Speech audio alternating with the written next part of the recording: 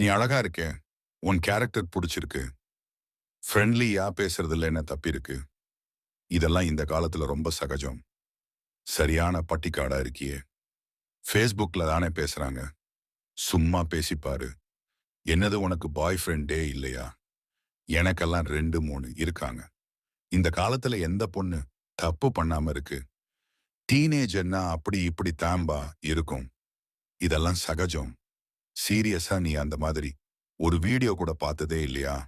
Friend கூட cinema போனா என்ன தப்பு? இதெல்லாம் கூடவா வீட்ல சொல்லுவாங்க? சும்மா ஜாலி ட்ரிப் தானே. ஹாட் வேணாம், பியர் வேணாம், லைட்டா சாப்பிட்டு பாரு.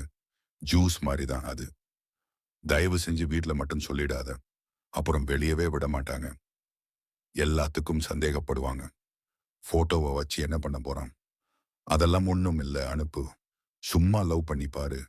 செட் ஆனா ஓகே. இல்லன்னா பிரேக்கப் பண்ணிடு. அவ்வளோதானே. இதுக்கு ஏன் பயப்படுற? களை பற்றிய போதுமான விழிப்புணர்வு இல்லாமல் மிக ஆபத்தான சமூக வலைதளங்களில் உலா வருவதும், ஒழுக்கத்தின் மீதான மதிப்பை இழந்துவிட்டதும், சினிமாவை வாழ்க்கையோடு பொருத்தி வாழ்வதும், பொறுப்பற்ற வளர்ப்பும், பொய் பேசுவதும், தவறை மறைப்பதும், தாமே தீர்வு தேடுவதும் போன்ற பல பல காரணங்கள் சேர்ந்து இரக்கமற்ற நவீன கொடூர இளைஞர்களிடம் சிக்கி நாசமாக போக காரணமாக இருக்கிறது. எது நடந்தாலும் ஆரம்பத்திலேயே பெற்றோரிடம் சொல்லிவிடும். பெண் பிள்ளைகள் பெரும்பாலும் இது போன்ற நரகத்தில் சிக்குவதில்லை. இழந்ததை திரும்ப பெற முடியாது.